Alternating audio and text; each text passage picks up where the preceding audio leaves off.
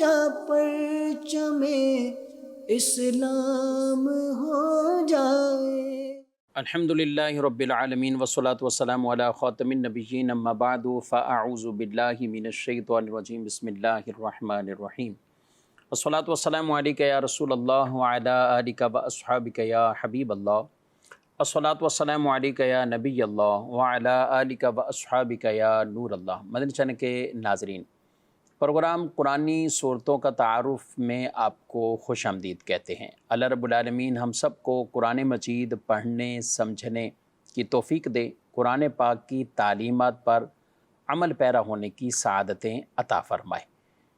ہمارے پیارے نبی صلی اللہ علیہ وآلہ وسلم کا فرمان عظمت علی شان ہے، قیامت کے دن 3 طرح کے وہ اشخاص جنہیں بروز محشر اللہ اپنے عرش کا سایہ عطا فرمائے گا۔ ان میں سے پہلا وہ شخص ارشاد فرمایا کہ جو میرے کسی امتی کی پریشانی کو دور کرے۔ دوسرا وہ شخص ہوگا کہ جو میری سنت کو زندہ کرے، اور تیسرا وہ جو مجھ پر کثرت سے درود بھیجے۔ یہ تینوں ایسے مبارک کام کہ جن کی بدولت اللہ پاک عرش الہی کا سایہ ایسے بندوں کو قیامت کے دن عطا فرمائے گا۔ اللہ ہم سب کو عمل کی توفیق دے۔ کثرت سے درود و سلام بھی پڑھیے، نبی پاک علیہ السلام کی سنتوں پر عمل بھی کیجیے، اور آپ صلی اللہ علیہ وسلم کی دخیاری امت کے لیے جتنا ہو سکے ہم ان کی مشکلات کو آسان کریں اور ان سے مشکلوں کو دور کریں۔ اللہ تبارک و تعالی ہم سب کو اپنے حفظ و امان میں رکھے اور ہماری مشکلات آسان فرمائے۔ صلو علی الحبیب صلی اللہ تعالی علی محمد صلی اللہ علیہ وآلہ وسلم۔ ناظرین کرام، اس پروگرام میں ایک صورت مبارکہ، اس کا تعارف، پس منظر، یہ کچھ ہم سنتے ہیں، اور یہ سلسلہ الحمدللہ چلتے ہوئے سورۃ البلد تک مکمل ہوا، اور آج ہم سورۃ الشمس کے حوالے سے کچھ گفتگو سنیں گے۔ سورہ شمس قرآن مجید فرقان حمید کی ترتیب نزول کے اعتبار سے 26ویں نمبر پر یہ سورہ مبارکہ ہے، اور ترتیب تلاوت کے اعتبار سے 91 نمبر پر یہ سورہ مبارکہ ہے۔ 30ویں پارے میں یہ سورت موجود ہے، 1 رکوع ہے، 15 اس کی آیات مبارکہ ہیں، اور مقام نزول اس کا مکہ مکرمہ میں ہے۔ سورہ شمس کا شمس نام اس وجہ سے مقرر ہوا کہ اس سورہ مبارکہ کے شروع میں ہی شمس کا کلمہ موجود ہے۔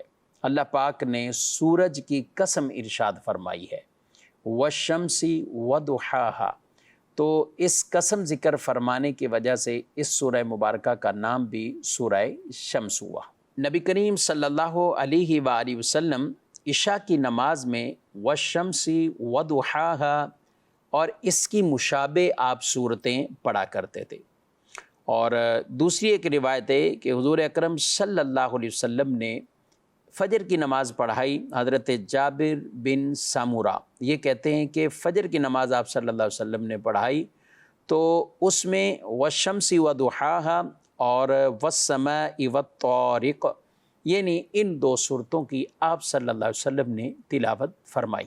اس سورہ مبارکہ میں اللہ پاک نے سورج، چاند، دن، رات، آسمان، زمین، انسانوں کے نفس اور اپنی ذات کی قسم ارشاد فرمائی، یعنی اتنی قسمیں ذکر فرما کر ارشاد فرمایا جس نے اپنے نفس کو برائیوں سے پاک کر لیا تو وہ کامیاب ہے، اور جس نے نفس کو گناہوں میں چھپا دیا وہ ناکام ہے۔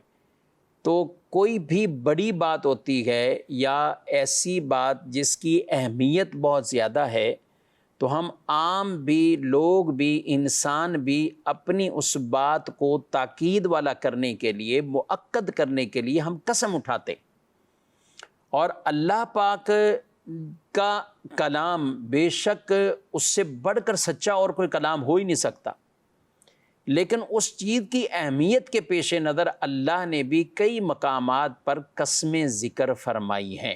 قرآن مجید فرقان حمید میں اللہ نے قسمیں ذکر فرمائی ہے، اور انہی میں سے یہ سورہ مبارکہ والشمس کے جو شروع میں اللہ پاک نے قسمیں ذکر کی، اور آگے نفس اور اس کی برائیوں کا ذکر کیا کہ جو نفس کے جالوں میں پھنس گیا ناکام ہوا، اور کامیاب تو وہی ہوا کہ نفس کی ان برائیوں سے جس نے اپنے آپ کو بچا لیا۔ اس کا ذکر انشاءاللہ آگے سنتے ہیں۔ اس کے بعد کفار مکہ کے سامنے اللہ نے اپنے رسول حضرت صالح علیہ السلام ان کے بارے میں ذکر کیا، اور ان کی نافرمانی کرنے والوں کے بارے میں کہ وہ کیسے ہلاک ہوئے، ان پر کیسے اللہ کی گرفت آئی، پکڑ آئی اور عذاب میں مبتلا ہوئے۔ تو جب حضرت صالح علیہ السلام کی نافرمانی کرنے والوں لوگوں کو ہلاک کر دیا گیا، تو جو سید المرسلین امام الانبیاء صلی اللہ علیہ وسلم کی نافرمانی کر رہے ہیں تو انہیں بھی ہلاک کیا جا سکتا ہے۔ تو سورہ شمس میں آگے پھر یہ حضرت صالح علیہ السلام اور ان کی اونٹنی کا وہ تذکرہ بھی ہوا۔ آئیے بڑھتے ہیں ناظرین اکرام اس سورہ مبارکہ کے مضامین کی طرف۔ اللہ پاک ارشاد فرماتا ہے، بسم اللہ الرحمن الرحیم، والشمس وضحاها والقمر اذا تلاها، سورج اور اس کی روشنی کی قسم اور چاند کی جب وہ اس کے پیچھے آئے۔ یہاں سے باقاعدہ ان قسموں کا اللہ تعالیٰ نے ذکر فرمایا، والشمس وضحاها والقمر اذا تلاها والنہار اذا جلاها واللیل اذا یغشاها والسماء وما بناها والارض وما طحاها ونفس وما سواها فألهمها فجورها وتقواها قد افلح من زکاها وقد خاب من دساها۔ تو سب سے پہلے سورج کی قسم ذکر فرمائی، سورج اور اس کی روشنی کی قسم۔ اب یہ جو چیزیں جن کا ذکر اللہ نے فرمایا یہ وہ ہیں کہ جن سے ہماری کئی ضرورتیں، کئی نفع منافع وہ شامل ہیں، مخلوق کے ان سے تعلق شامل۔ سورج کی روشنی سے سارے کام کاج کی طرف نکلتے ہیں، سورج کی روشنی سے سب کام ہوتے ہیں، عام تجارتیں ہر طرف وہ سورج کی روشنی سے ہی، گویا کہ ہر اس روشنی سے ہی کئیوں کے آگے کام اور یہ رزق کے معاملات چلتے ہیں۔ اچھا، اسی روشنی سے ہی ہماری ضروریات وابستہ ہیں۔ کھیت پکنے کے اعتبار سے دیکھیں، فصلیں تیار ہونے کے اعتبار سے دیکھیں، بڑے بڑے باغات تیار ہونے سے دیکھیں، تو ان کا بھی تعلق سورج سے ہے۔ اچھا، سورج سے بھی ہے، سردی سے بھی ہے، گرمی سے بھی ہے، دن سے بھی ہے، رات سے بھی ہے۔ یہ اللہ کی عظیم نعمتیں، اور ان میں اللہ رب العالمین کی وحدانیت پر یہ دلائل موجود ہیں، وحدانیت پر یہ دلائل موجود ہیں، اور ان میں سے ایک چیز وہ سورج ہے۔ آگے اللہ فرماتا ہے والقمر اذا تلاها، اور چاند کی جب وہ اس کے پیچھے آئے۔ چاند کی بھی قسم ذکر فرمائی جب وہ اس کے پیچھے آئے۔ چاند کے سورج کے پیچھے آنے اور چھپنے سے مراد یہ ہے کہ یہ اسی سے ہی روشنی لیتا ہے۔ ہاں، جب چاند آگے بڑھتا بڑھتا 14ویں رات تک آتا ہے تو وہ پورا ایک کامل بن جاتا ہے۔ جب 14ویں رات کا چاند ہے تو اس کی روشنی بھی زیادہ، وہ سورج کی مثل ہو جاتا ہے ایک طرح کا۔ چاند کی روشنی سے ہمارے پاس کئی منافع ہیں۔ دیکھیں، ہم اگر بڑے شہروں میں بات کریں تو وہاں روشنائی ہیں، لیکن پھر بھی ایک جو چاند کی روشنی ہے، ہر وقت تو سب طرف جگمگ نہیں ہوتا۔ اللہ تعالیٰ کی طرف سے بھی ایک یہ نظام ہے، ایک چاند کی روشنی ہے، اور پھر اس میں بھی مخصوص وقت ہیں۔ کچھ راتوں میں وہ روشنی چاند کی کم، پھر کچھ میں بالکل کامل، پھر کم، پھر آہستہ آہستہ سلسلہ چلتا ہوا، پھر نئے مہینے کا وہ چاند روشن ہوتا ہے، اور پہلے دن کی روشنی نہ ہونے کے برابر، پھر کچھ بڑھتا بڑھتا آگے سلسلہ چلتا ہے۔ تو سورج سے جیسے پھل پکتے ہیں، سورج سے فصلیں تیار ہوتی ہیں، یہ سب کچھ ہے، تو اسی طرح چاند کا بھی بڑا عمل دخل ہے، اور چاند کی وجہ سے اس کے اندر غذائیت آتی ہے، ذائقہ پیدا ہوتا ہے۔ تو سورج کی وجہ سے پکنا ہے اور چاند کی وجہ سے اس میں غذائیت آتی ہے۔ آگے فرمایا وَالنَّهَارِ إِذَا جَلَّاهَا وَاللَّيْلِ إِذَا يَغْشَاهَا، اور دن کی جب وہ سورج کو چمکائے، اور رات کی جب وہ سورج کو چھپا دے، اور رات کی جب وہ سورج کو چھپا دے۔ اس آیت کا معنی یہ بیان کیا گیا، دن کے اندر ایک اپنی قوت ہے، یعنی انسان رات کو کتنے ہی کام کاج کیوں نہ کر لیں، مگر جو دن میں برکت ہے وہ رات کے کاموں میں نہیں۔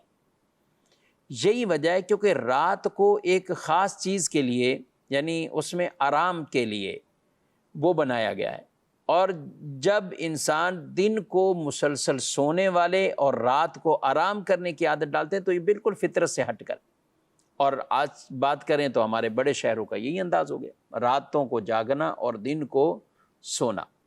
تو دن اور اس کی روشنی، کیونکہ دن کا تعلق ہی روشنی سے، اور اس روشنی میں انسان کئی کام وہ کر لیتا ہے۔ اور ایک معنی یہ بیان کیا کہ دن کی قسم، جب دن دنیا کو یا زمین کو روشن کر دے، اور رات کی قسم جب وہ رات کی تاریکی کو دور کر دے، رات کی تاریکی کو دور کر دے۔ تو دو قسمیں ذکر فرمائی، ایک دن کی اور ایک رات کی۔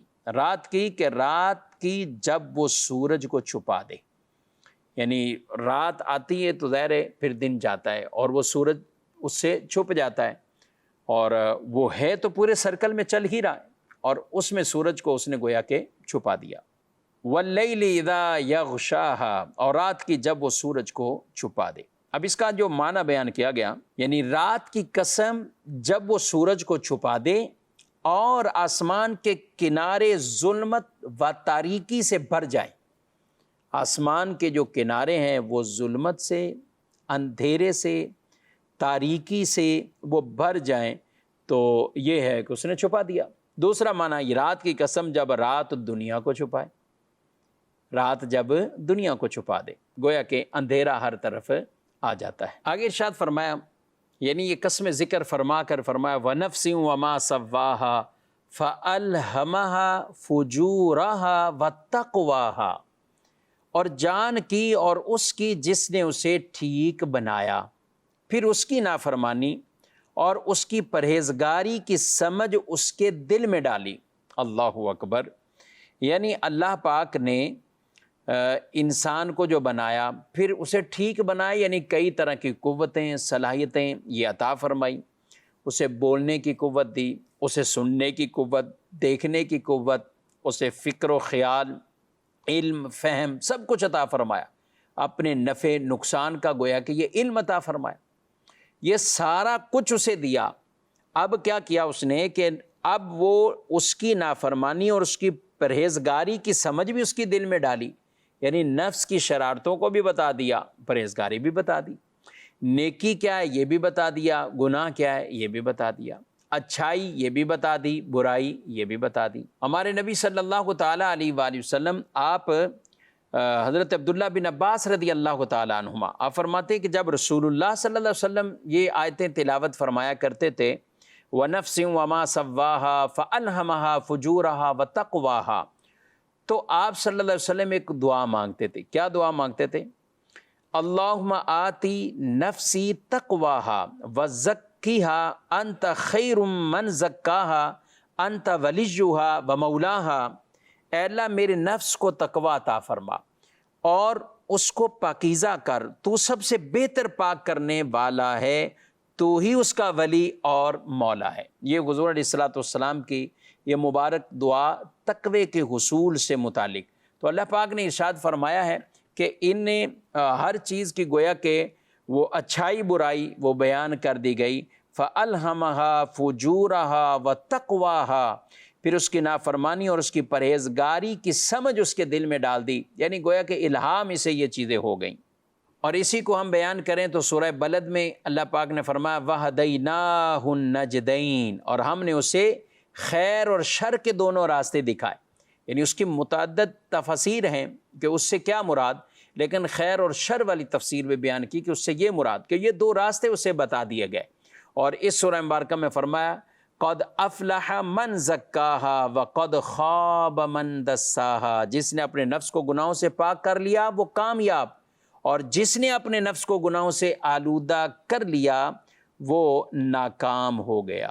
یعنی اللہ پاک نے یہ جو الہام کی یہ جو چیزیں دیں، تو بیسک ایک یہ کہ عقل اللہ نے عطا فرمائی۔ اب عقل کے ذریعے انسان طرح طرح کی چیزوں کو حاصل کرتا ہے، لذیذ چیزوں کی طرف رغبت کرتا ہے، کبھی چیزوں سے نفرت کرتا ہے، یہ ہے نا اس میں، ان چیزوں سے دور رہتا ہے۔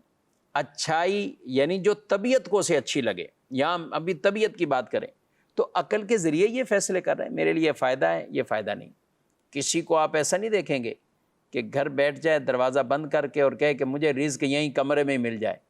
اس کے لیے کچھ کوشش کرتا ہے، اس کے لیے دکان بھی کھولتا ہے، وہ دکان پہ بیٹھتا ہے، گاہک آئے یا نہ آئے وہ اپنی ڈیوٹی دیتا ہے۔ ایک طرح کا ملازم ہے تو وہ ڈیوٹی دے گا، مالک ہے تو پھر بھی بیٹھے گا کہ ہو سکتا ہے گاہک آئے، گاہک کو پتہ تھوڑی کس ٹائم گاہک آئے گا۔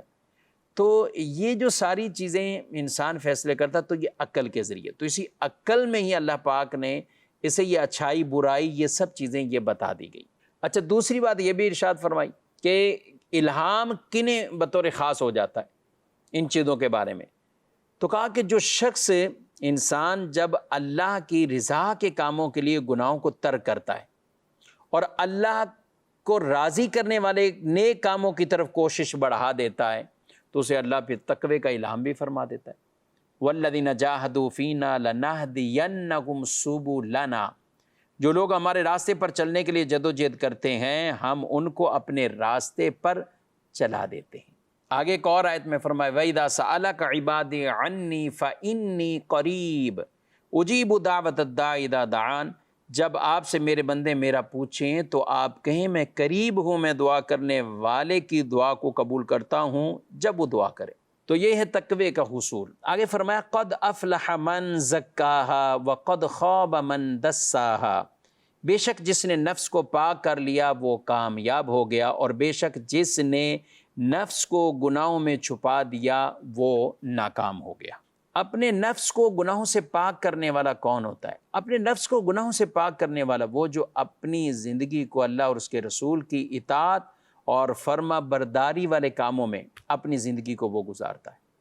جب وہ گزارتا ہی اطاعت اور فرما برداری والے کاموں میں ہے تو یہ وہ شخص ہے کہ جو واقعی اللہ سے ڈر رکھتا ہے۔ جو اللہ اور اس کے رسول کی اطاعت کرے اور اللہ سے ڈرے اور اس کی نافرمانی سے ڈرے تو یہی لوگ کامیاب ہیں۔ ایک اور آیت میں فرمایا وَمَن يُطِعِ اللَّهَ وَرَسُولَهُ فَقَدْ فَازَ فَوْزًا عَظِيمًا، اور جو اللہ اور اس کے رسول کی فرما برداری کرے اس نے بڑی کامیابی پائی، بڑی کامیابی پائی۔ اللہ رب العالمین ہمیں بھی نفس کی شرارتوں سے محفوظ فرمائے، نفس امارہ سے ہمیں محفوظ فرمائے، اور نفس مطمئنہ یہ ہمیں عطا فرمائے۔ نفس مطمئنہ جسے نیکی کر کے سکون پہنچتا ہے، نفس لوامہ جو برائی پر ملامت کرتا ہے، جو برائی پر کسی چیز پر اسے ملامت کرتا ہے، اور نفس امارہ جو گناہ پر بھڑکاتا ہے، جن کا تذکرہ ہمیں قرآن مجید فرقان حمید اور حدیث طیبہ میں یہ ملتا ہے۔ آگے فرمایا کذب ثمود بطغواها اذ انبعث اشقاها فقال لهم رسول الله ناقة الله وسقياها فكذبوه فعقروها فدمدم عليهم ربهم بذنبهم فسواها ولا يخاف عقباها۔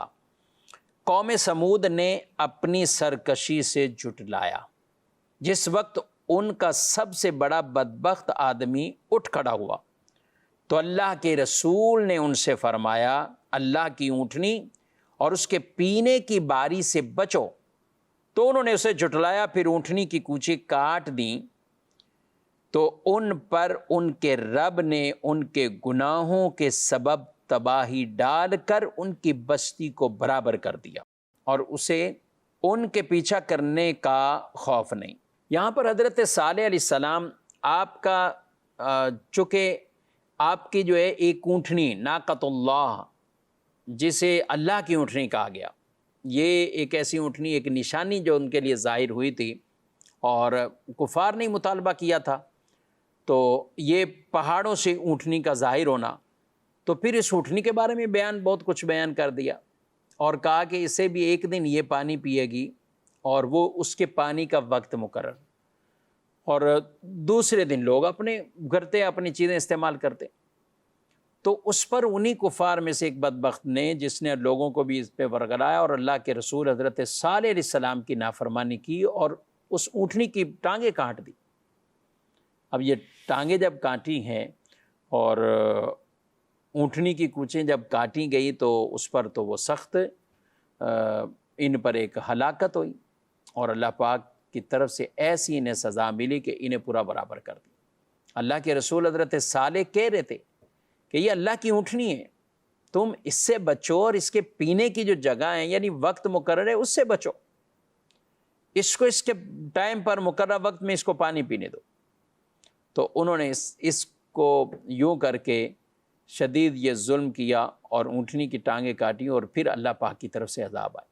یہ اللہ نے مشرکین مکہ کے لیے یہ بیان کیا کہ صالح علیہ السلام کی نافرمانی کرنے والوں پر یہ ہلاکتیں ہوئیں اور یہ عذاب ہے۔